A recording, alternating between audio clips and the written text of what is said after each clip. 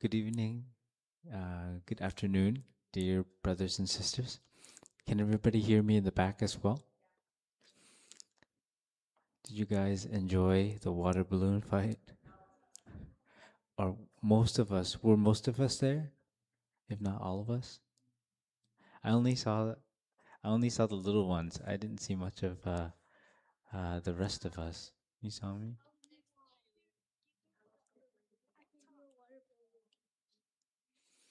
So I have good news for you today.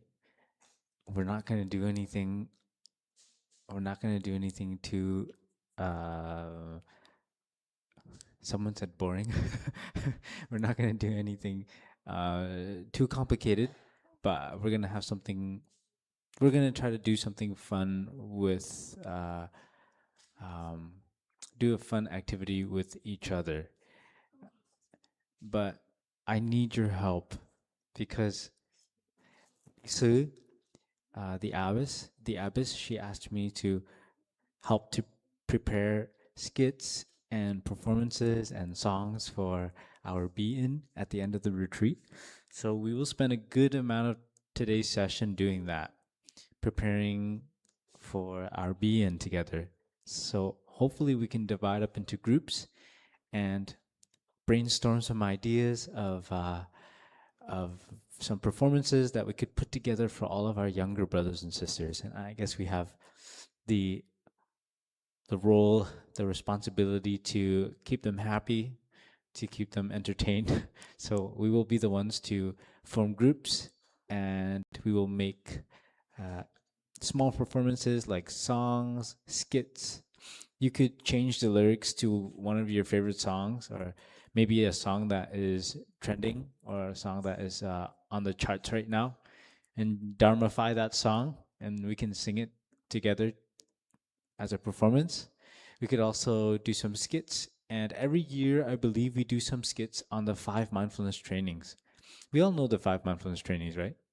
We were all here yesterday when I shared about the 5 mindfulness trainings. By the show of hands, may I ask who was here yesterday when I shared about the 5 mindfulness trainings? Okay, shared about it around around the afternoon as well. I was sitting here.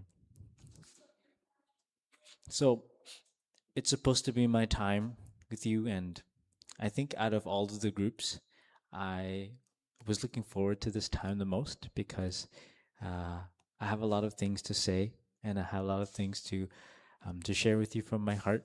But it seems like we don't have much time together, so I want to introduce you to a teacher, someone who has helped me a lot in my life, and he has helped me overcome many difficulties on my path as a monk. And I think if I was a normal person, he would also help me to overcome. He would have also helped me overcome many difficulties as well. And he's one of the most inspiring teachers that I've had the chance to know in my life. And he continues to be a guiding light for me. So I want to introduce to you to him, to you, him, and maybe some of us already know him, but I want you to. Um, I want this opportunity to show you. Maybe we know of him or we've read his books, but we've never heard him speak before. And today I wanted to show you a short clip that might be helpful for all of us. And after we listen to that clip, then that will be like my small Dharma gift for you. And then we'll get together, break out into groups, and plan our performances and hang out and have fun. Okay? So this is just my Dharma gift to you. While we're waiting for the screen and things like that, do you guys have any questions for me? It could be a mini question and answer session. It could be anything about your practice, anything about Buddhism, anything about me as well. I'd be happy to answer. Yes, sister?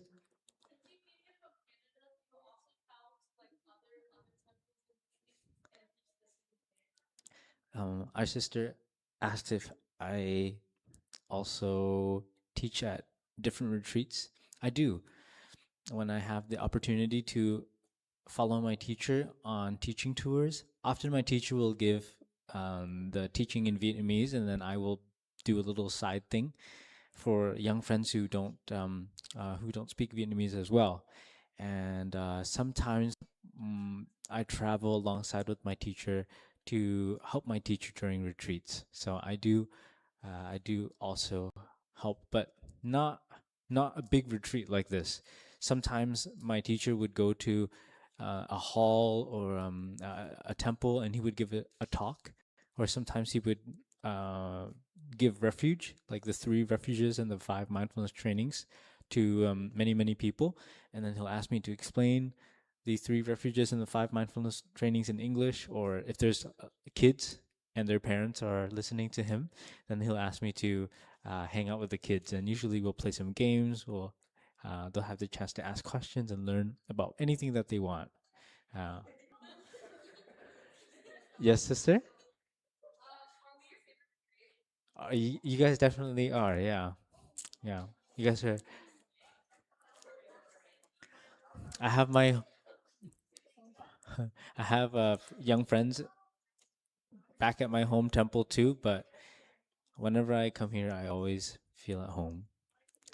Yes, sister. Yeah, that's a long story, but I became a monk when I was 3 years old. Yeah, I was really young, and it's actually a story that has in it some miraculous elements, some mysterious elements as well. So if you want to hear that side, I can tell you if you're interested. So a long time ago, my mom and my dad came to Canada, and they're actually from two different miền in Vietnam. So there's miền Bắc, miền Trung, and miền Nam, and there's also close to miền Nam also miền Tây, and my dad is from miền Tây, and my mom is from miền Trung. So it's central Vietnam and a little bit south of Vietnam. But when they came to Canada, they met each other, and they didn't have me until they were 30. I think my mom didn't have me till I was 30. But a long time ago, when my mom was maybe a little bit older than you guys, who here is 18? Okay, when my mom was as old as you, she went to a Buddhist youth group in Vietnam called Gia đình Phật tử. And every weekend she would go there and learn about the Buddhist teachings, have fun with her friends. It's kind of like Buddhist scouts, essentially. And in Yadam Phật, she met 2 monks during that time who were going to a Buddhist university in Vietnam, a very prestigious Buddhist university. And she was very inspired by those 2 monks, those 2 monastics. Her uh,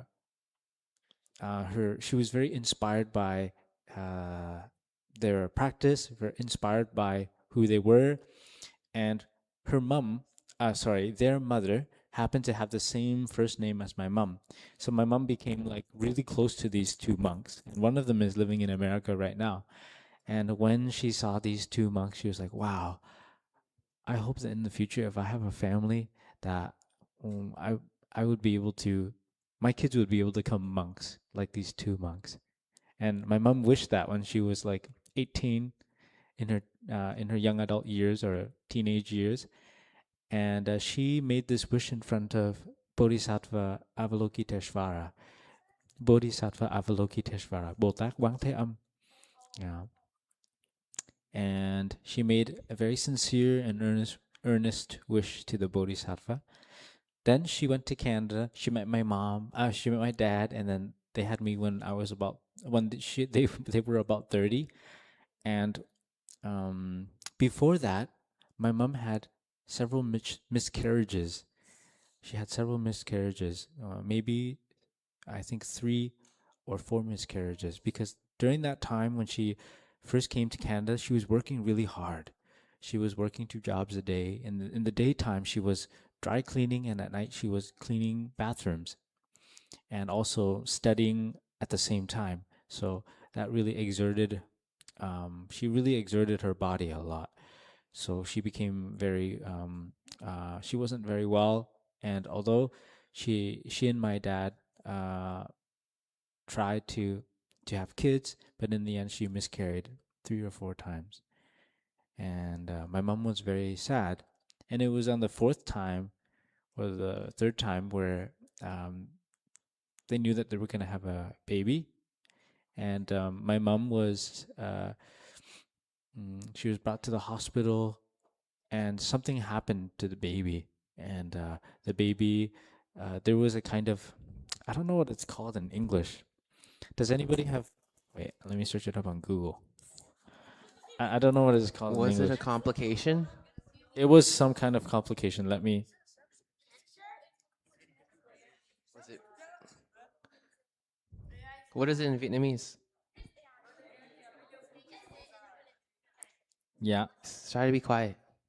He's like looking it up. it's called bị băng huyết. It's called, it's like it's the very severe bleeding. Yeah, a hemorrhage. She suffered, yeah, a hemorrhage. And the doctor said it was very dangerous for her and very dangerous for me, or for the child as well at that moment. And in that moment of devastation, my mom and my dad tried so many times. And when she was in the hospital and very devastated and very much sad, she thought of her vow. She thought of her wish a long time ago when she was younger. And she closed her eyes and she spoke to Avalokiteshvara. She said, Dear Bodhisattva, I remember the wish that I made when I was younger. And if there's somebody out there who wishes to come into this world to fulfill their path as a monastic, please let that person come to me, and I would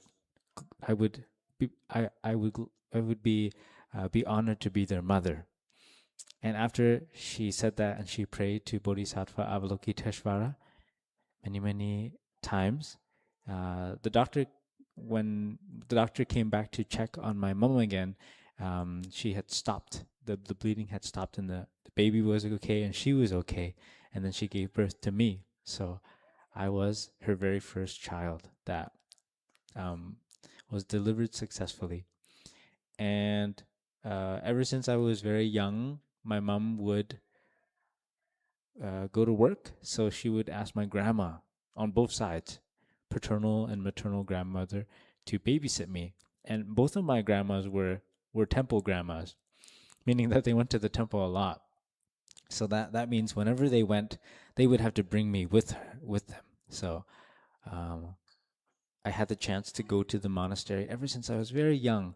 And when I went to the monastery, I saw the monks, I saw the image of the Buddha, I heard the sound of the bell, I listened to chanting, I fell asleep in my grandma's lap during chanting, and I would have really, really good and warm and beautiful memories of being in the temple when I was younger. And eventually, I liked it so much that I asked my mom if I could stay. At first, my dad wasn't happy because he didn't want me to become a monk. But later on, my mom had my younger brother, and then my dad was a little bit more lenient to let me go. But on I think it was my third birthday, I told my mom that I wanted to become a monk. And she brought me to the temple without my dad's permission, and then they shaved my head, and they left this little patch of hair on my head. Do you know, in Vietnam we call it cái chóp, cái chỏm, and it's like a little tuft of hair that baby monks have or novice monks have. And when my dad heard that, I shaved my head, he fainted. Then he went to the hospital, and from then my grandma told my mom to bring me back. So I I became a monk, but then my mom and dad were still bringing me back and forth a little bit from the temple and back to my home because my dad wasn't ready. But on my sixth birthday, I told my dad and told my mom and dad, today is the day that I'm going to go, and I'm not going to come back for a long time. And then I became a monk well, I was already a monk, but I I stayed in the temple like permanently. I went to school and things like that. And when I was little, I didn't like playing games like everyone else. Uh, sure, we had flash games back then, you know, like Bomb It or Balloons Tower Defense. You guys know? Yeah, yeah. I did play a few flash games back then. Maple Story, mm, things like that. But I never really was like passionate about those things, you know. And then uh, yeah, I liked reading Dharma books. I liked drawing images of the Buddha. I liked listening to chanting. I was like it was like this potential that was inside of me. A very deep connection with the three jewels. Mm.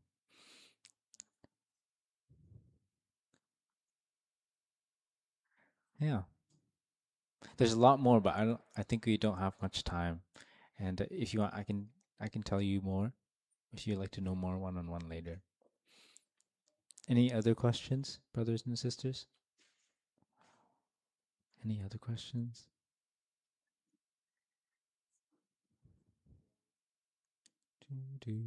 Yeah, it was hard. The hardest part was being far away from your parents, because when you're little, you miss your parents a lot, and when you come home to visit, I found that the more that I visited, the more that I missed them when I came back to the temple. So if I went home to visit for more than a week, when I came back to the temple, I would miss my mom and dad so much. And around August, in the lunar calendar, that's around the 7th month, we have the Parents' Day festival, Ulambana festival, and we chant this text called the Buddha, the teaching on the discourse that the Buddha gave on how to repay the kindness of one's parents. And in that teaching, the Buddha talks about how your mother carries you for 10 months and all of the difficulties that she has to go through, all of the things that she sacrificed for you, um, uh, how many, how many, how much moms and dads really care about you, you know, how much they do for you. And every time we chant that discourse, that sutra, at night when I come back home, I would just lie in my room and look at the ceiling and think of my mom and cry. But one day, as I got really sad and I told one of my caretakers that I missed my mom. I remember she told me uh, she was sitting on a hammock. It was a nun, and she was sitting on a hammock, and she told me to come closer, and she held my hand, and she said, "Look into the palm of your hand. If you look deeply, you can see your parents." Hmm. Can you see your parents when you look into your hand? No, it's not working.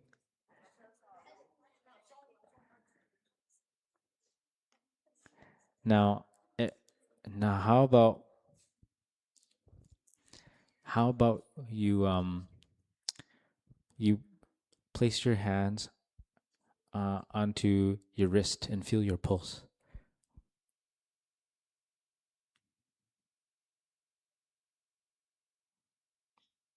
The blood that is pumping through your veins.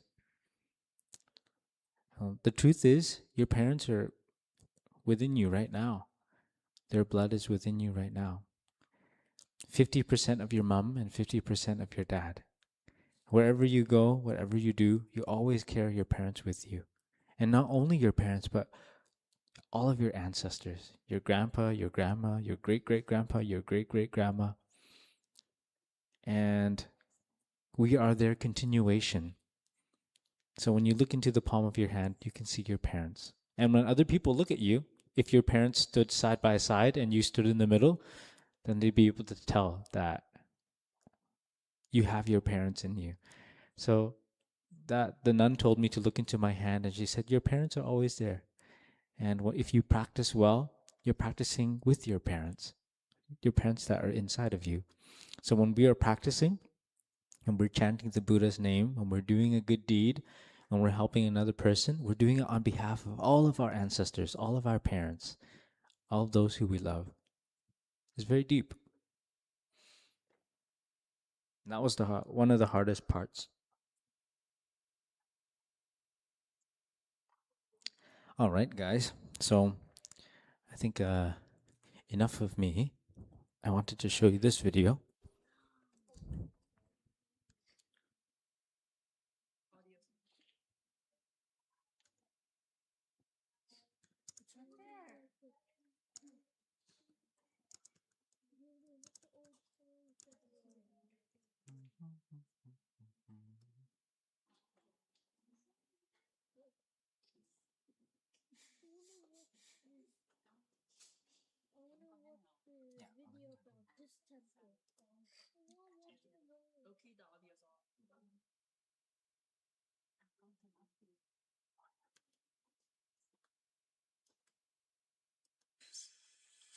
If there is no left, there is no right.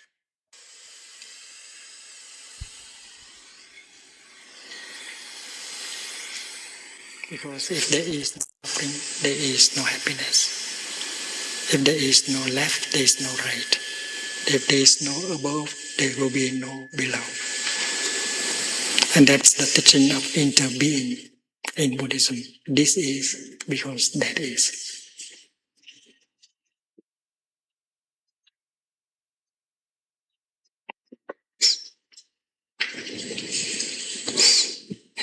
The teaching of the Four Noble Truths should be understood in that light. Suffering, ill-being is a noble truth.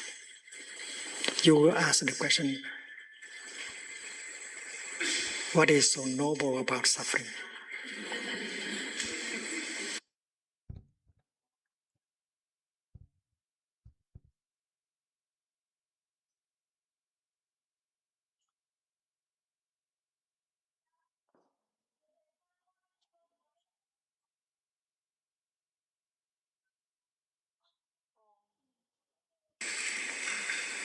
But suffering, ill-being is also as noble as the path.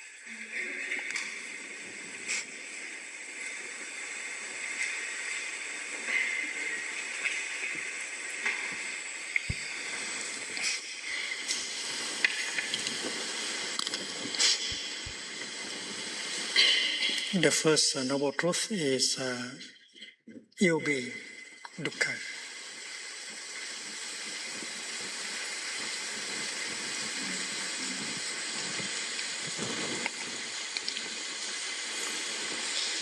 It is the mud, it is the garbage, it is the suffering.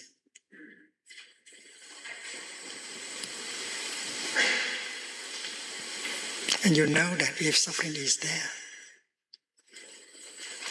something is there also at the same time. Like the left and the right. If you confirm the existence of the left, you have to confirm the existence of the right, because the left can never be without the right.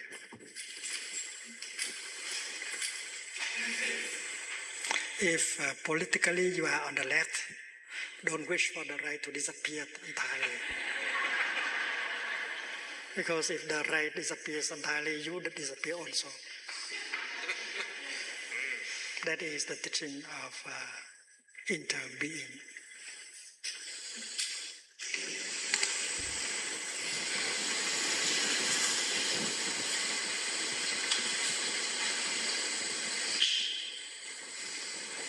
Sahabu.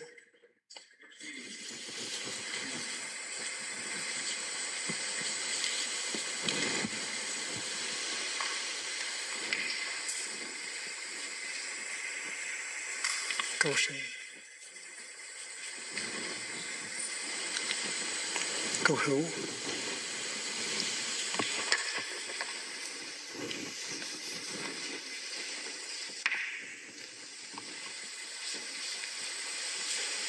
Hữu means be. You are together. You cannot be by yourself alone. You have to interbe with all of us. If the right is not there, the left cannot be there either. So when God say, let the light be. The light said, my Lord, I shall have to wait. And God said, what do you have to wait for? I wait for the darkness so that we can manifest together. And God said, but the darkness is already there. And the light said, in that case, I am already there. Because the right and the left, they can only interact. Then they cannot be by themselves alone.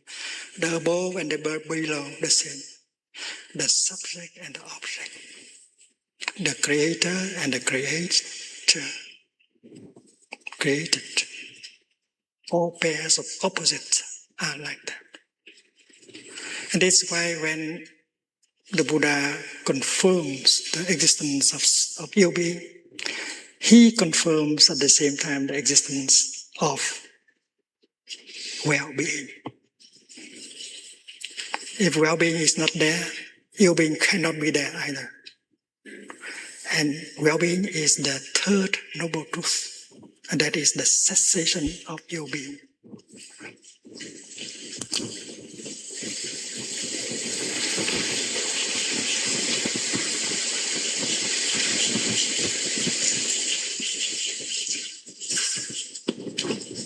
Well-being means the cessation of ill-being. The same thing.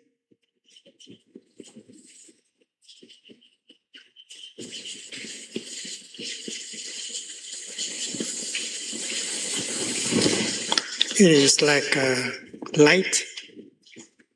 Light is the absence of darkness. If darkness is not there, light should be there. And that is why when we confirm the truth of well-being, we confirm naturally the existence of well-being, the left and the right. Suffering cannot be by herself alone. Suffering has to intervene with happiness. But there are a pair of opposites among many pairs of opposite, like birth and death, beginning, ending, being, non-being. And later on in this retreat, we will learn how to transcend pairs of opposites in order to touch the ultimate nirvana, our nature of no birth and no death, and transcend all kinds of fears and discrimination. So confirming ill-being, you confirm at the same time well-being as something that is possible. And then if there is ill-being, there must be a way of life that leads to ill-being. A path leading to ill-being, your way of life. You have lived in such a way that have made ill-being possible. So looking into the first noble truth, you can see the second noble truth, which is the making of ill-being.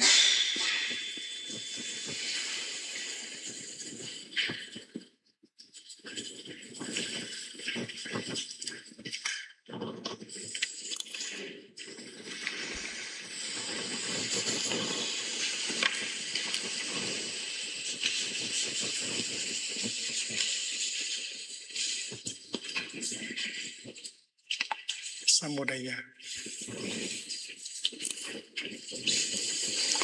You don't have to look for the second noble truth elsewhere.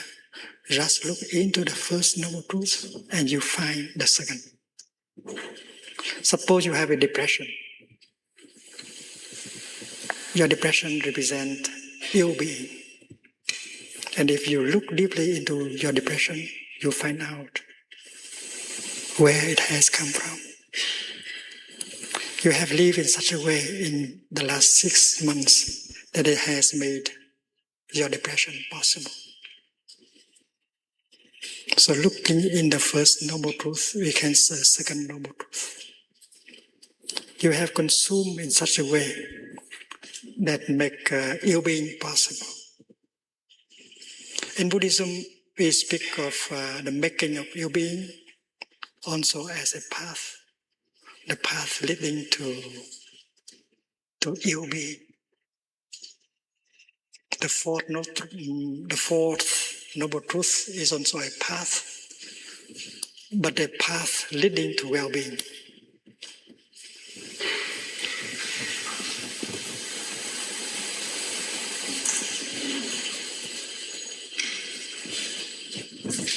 The path of well-being.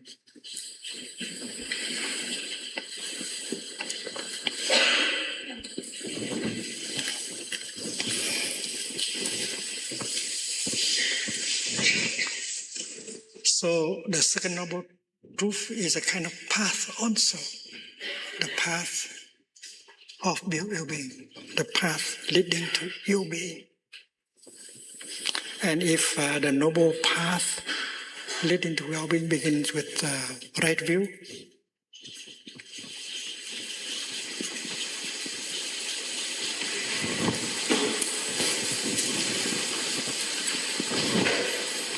and the path leading to well-being must begin with the opposite, wrong views.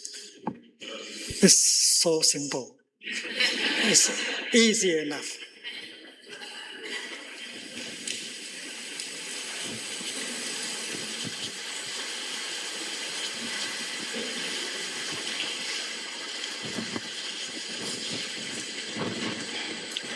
And this path of well-being, the path that leads to well-being, is called the noble path. Because every step taken on that path generates well-being. The other path cannot be described as a noble path. It is a noble truth, but it is not a noble path. And we can call it an ignoble path.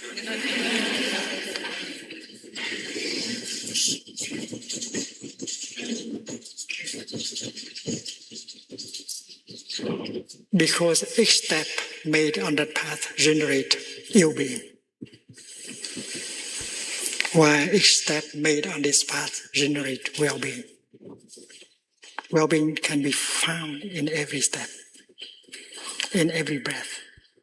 And ill-being also can be found in every step or every breath.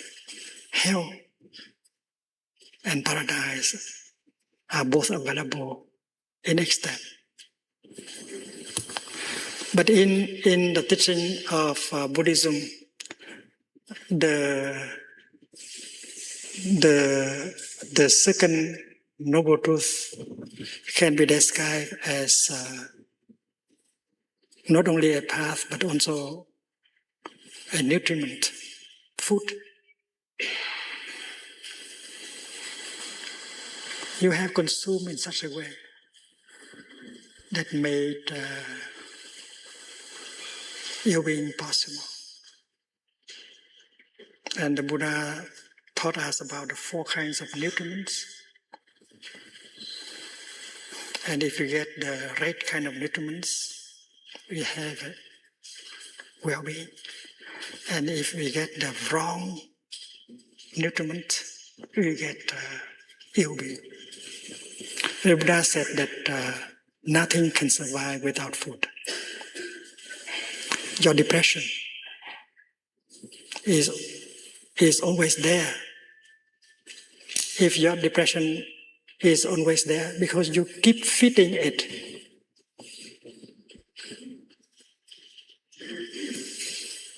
if you know how to deprive your depression of food, she will have to die in a few weeks.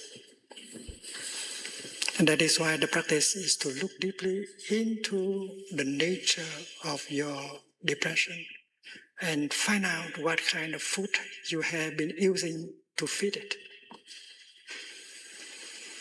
In terms of sensory impressions, in terms of edible food, in terms of volition, in terms of consciousness. There are 4 kinds of nutriments. Hopefully, we have the time to learn about these 4 nutriments, because the way of mindful consumption is the way out of this difficult situation of mankind. So the Buddha said, nothing can survive without food. Your love, even if it is the most beautiful kind of love, if you don't know how to feed your love, it will die in a few months or in a few years. In the beginning, your love can be very precious, very beautiful. You cannot survive without it. But if you don't know how to feed your love, and in 6 months, 1 year, your love will die and turn into something else. Hate, anger. A flower turns into a piece of garbage. So your love needs food to survive. Your suffering also, your depression also. If you keep suffering because you continue to feed your suffering by your way of consumption.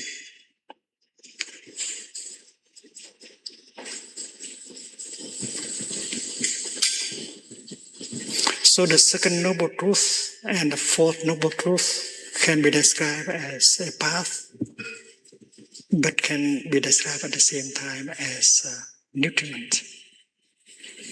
And the fourth of the 5 mindfulness trainings is about mindful consumption. If we practice the fourth mindfulness trainings and every day, and then we transform every day our suffering, and we cultivate every day our well-being. I think later today, there will be a presentation of the 5 mindfulness trainings, and the fifth mindfulness training is about consumption. Mindful consumption will heal us and heal the world. And mindful consumption is the noble path leading us out of this difficult situation of ours.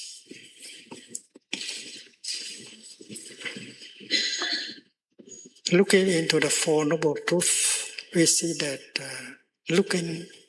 that one truth contains the other 3.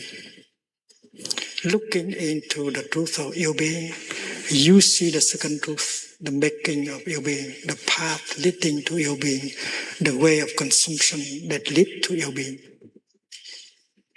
And if you see that path, you see at the same time the other path. Because if this path begins with wrong views, and the other path begins with right view. Because the noble path has 8 elements, beginning with right view. So the wrong path also have 8 elements. After wrong view, there is wrong thinking instead of right thinking. And this is not philosophy, this is the art of living our daily life. So not only you looking into ill-being, you see the second noble truth, the making of ill-being, but you can see the path leading to well-being, and you can see also the cessation of ill-being, which means the existence, the presence of well-being. So one of the truths contains all the other truths. So that is the nature of interbeing of the 4 noble truths. And we have to understand the teaching in that light of interbeing.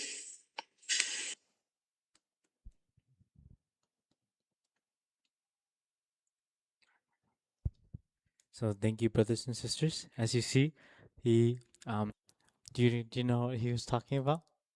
It's a very basic Buddhist teaching. Can somebody raise their hand and say? Right, the Four Noble Truths, but it's so easy to understand, right? Usually people say life is suffering, everything is suffering, being born is suffering, growing old is suffering, dying is suffering, everything is suffering. So it's the way that he expressed it was very, very deep, and he showed us to see it in a new light. And when you look at the Four Noble Truths like that, it's really easy to understand how to practice, right?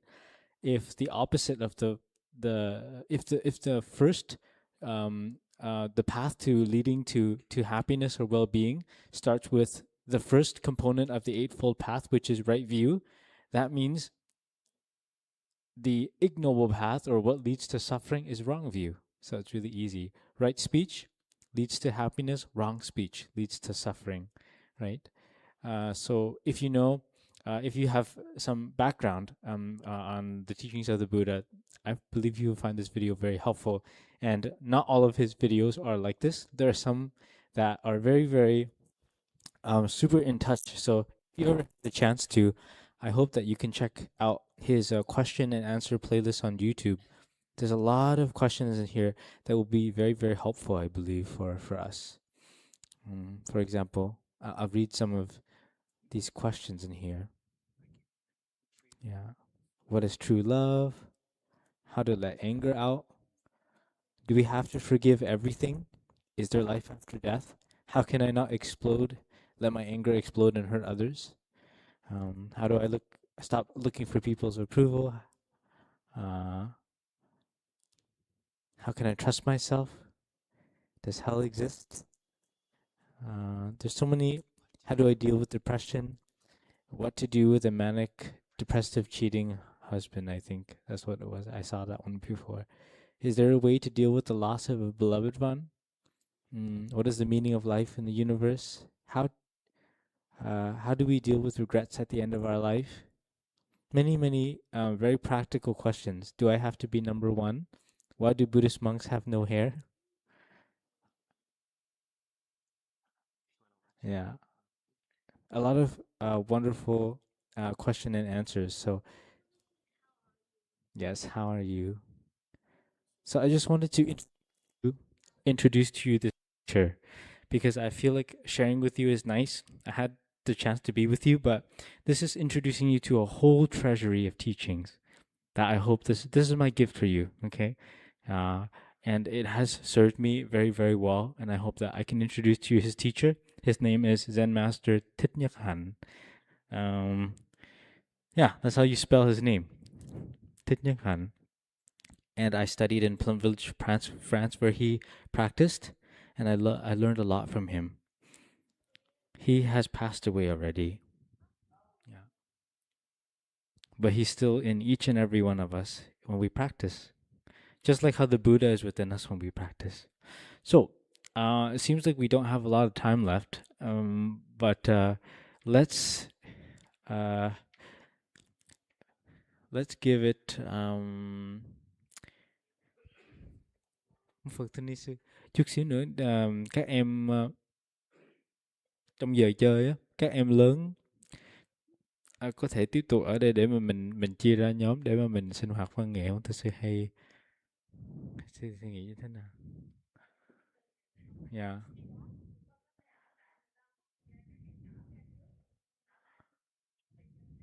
Yeah.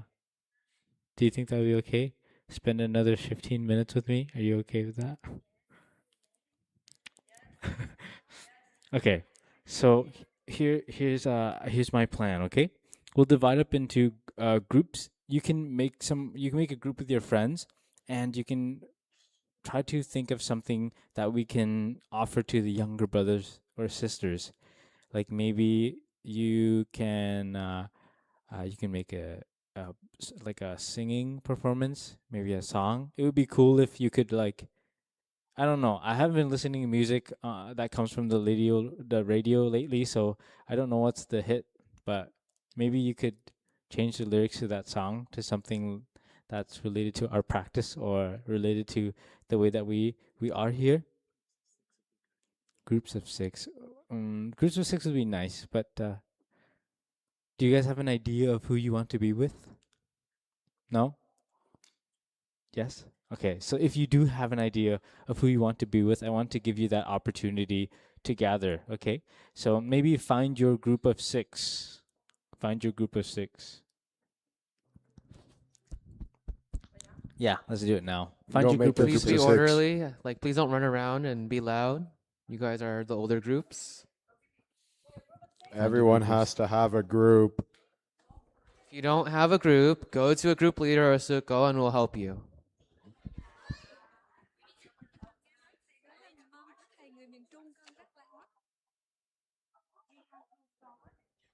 Try and spread out so you have enough space for your groups. Please keep a reasonable volume. Once you find a group of 6, sit down so we can see who doesn't have a group yet. Once you find a group of 6, sit down. Now, I invite you to use your imagination, use your creative thinking, use your When you have a group, please sit down. When you have a group, So- please sit down. you don't have a time limit. You can practice from now until tomorrow.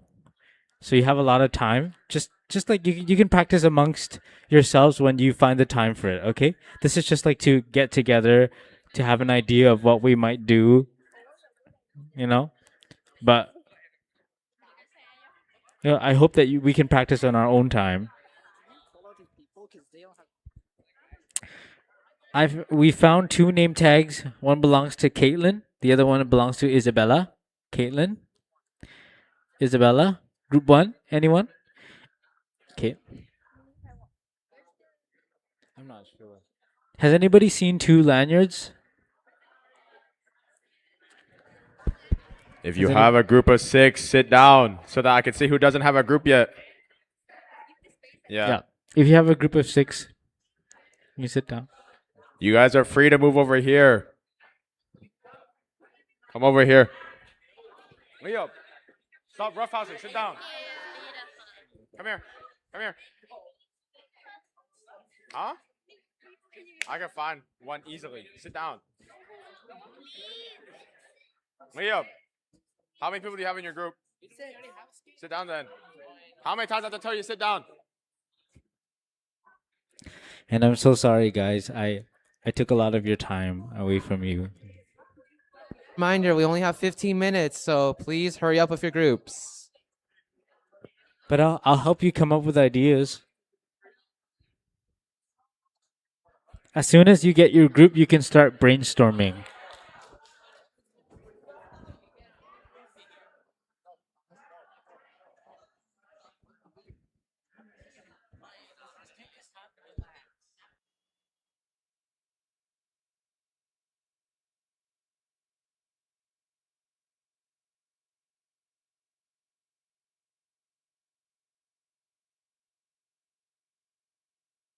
Five or 7 is okay. Just try to get in a group. You guys, go down.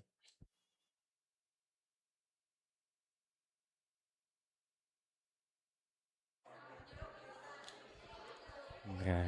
Okay, or we could do this by interest as well.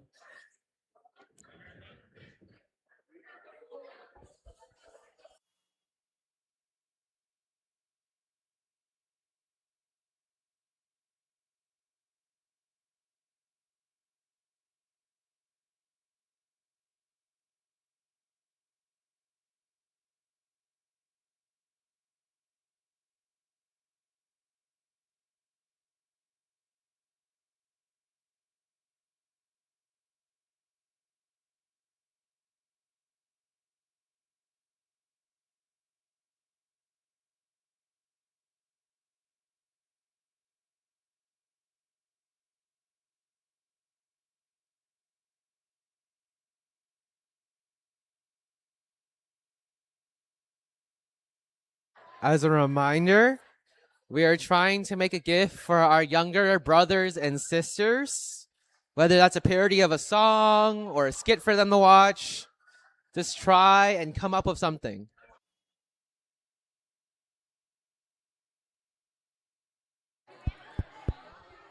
So you can make this skit any way that you want to.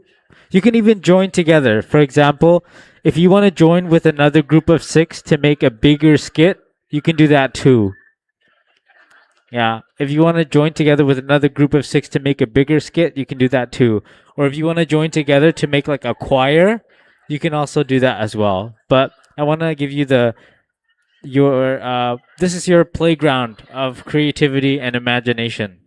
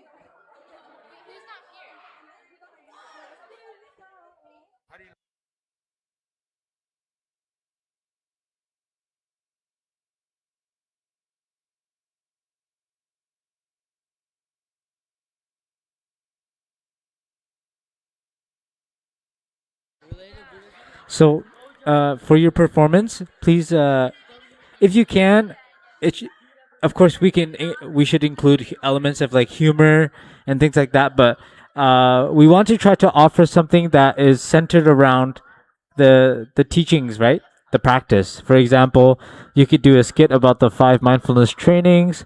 You could do it about the Four Noble Truths. You could do a skit about like a retreat in Đức Viên. If you can hear me, clap once. If you can hear me, clap twice.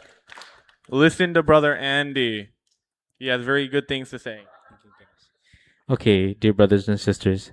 So we can be creative. Use uh, our creativity, our imagination, but we want to try to offer to our young brothers and sisters something meaningful. Something meaningful. We want to be able to give them a meaningful experience. So it could be something that you think of based on the 5 mindfulness trainings, on the Four Noble Truths, or about, the practice, or like a day at Đức Viên or something like that. I'm not sure. Something meaningful. So we want to be able to kind of uh kind of squeeze in there something that is beneficial for them to watch.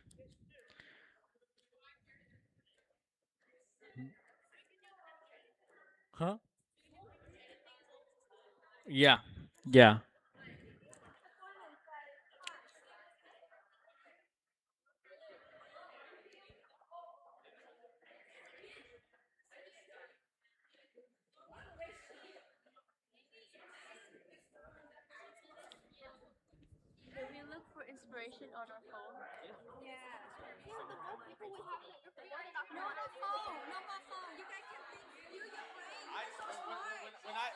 I didn't use my phone.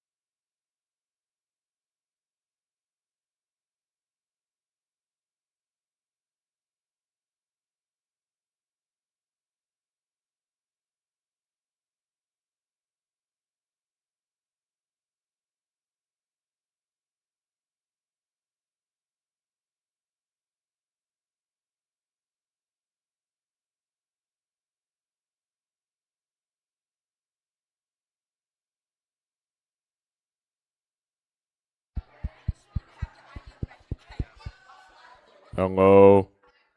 Hello. You guys have until 4:45 to just have an idea down. You guys can practice on your own time. But you guys have until 4:45. Sit up.